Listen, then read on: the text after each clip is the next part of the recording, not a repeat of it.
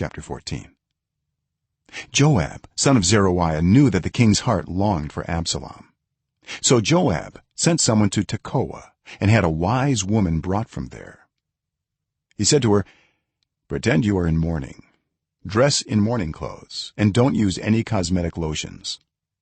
Act like a woman who has spent many days grieving for the dead. Then go to the king and speak these words to him. And Joab put the words in her mouth. When the woman from Tekoa went to the king, she fell with her face to the ground to pay him honor, and she said, help me, your majesty. The king asked her, what is troubling you? She said, I am a widow, my husband is dead. I your servant had 2 sons. They got into a fight with each other in the field, and no one was there to separate them. One struck the other and killed him. Now the whole clan has risen up against your servant. They say, hand over the one who struck his brother down, so that we may put him to death for the life of his brother whom he killed. Then we will get rid of the heir as well. They would put out the only burning coal I have left, leaving my husband neither name nor descendant on the face of the earth.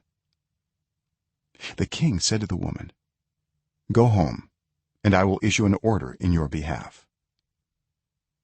But the woman from Tekoa said to him, let my lord the king pardon me and my family, and let the king and his throne be without guilt. The king replied, if anyone says anything to you, bring them to me, and they will not bother you again. She said, then let the king invoke the Lord his God to prevent the avenger of blood from adding to the destruction, so that my son will not be destroyed. As surely as the Lord lives, he said, not one hair of your son's head will fall to the ground. Then the woman said, let your servant speak a word to my lord the king. Speak, he replied. The woman said, why then have you devised a thing like this against the people of God? When the king says this, does he not convict himself? For the king has not brought back his banished son. Like water spilled in the ground, which cannot be recovered, so we must die. But that is not what God desires. Rather, he devises ways so that a banished person does not remain banished from him. And now I have come to say this to my lord the king, because the people have made me afraid. Your servant thought, I will speak to the king, perhaps he will grant his servant's request. Perhaps the king will agree to deliver his servant from the hand of the man who is trying to cut off both me and my son from God's inheritance. And now your servant says, may the word of my lord the king secure my inheritance, for my lord the king is like an angel of God in discerning good and evil. May the Lord your God be with you. Then the king said to the woman, don't keep from me the answer to what I am going to ask you. Let my lord the king speak, the woman said. The king asked, isn't the hand of Joab with you in all this? The woman answered, as surely as you live, my lord the king, no one can turn to the right or to the left from anything my lord the king says. Yes, it was your servant Joab who instructed me to do this, and who put all these words into the mouth of your servant. Your servant Joab did this to change the present situation. My lord has wisdom like that of an angel of God. He knows everything that happens in the land. The king said to Joab, very well, I will do it. Go, bring back the young man Absalom. Joab fell with his face to the ground to pay him honor, and he blessed the king.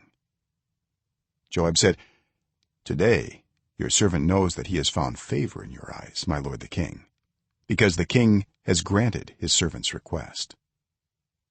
Then Joab went to Geshur and brought Absalom back to Jerusalem. But the king said, he must go to his own house. He must not see my face. So Absalom went to his own house and did not see the face of the king. In all Israel there was not a man so highly praised for his handsome appearance as Absalom. From the top of his head to the sole of his foot there was no blemish in him. Whenever he cut the hair of his head, he used to cut his hair once a year because it became too heavy for him. He would weigh it, and its weight was 200 shekels by the royal standard. 3 sons and a daughter were born to Absalom. His daughter's name was Tamar, and she became a beautiful woman. Absalom lived 2 years in Jerusalem without seeing the king's face. Then Absalom sent for Joab in order to send him to the king, but Joab refused to come to him.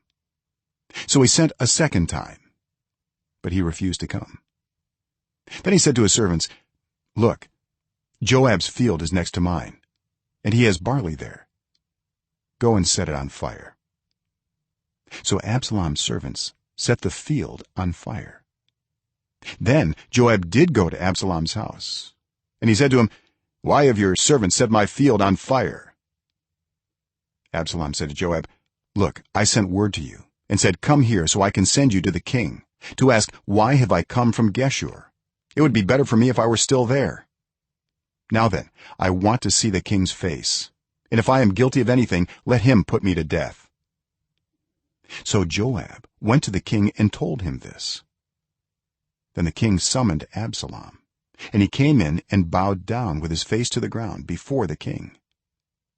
And the king kissed Absalom.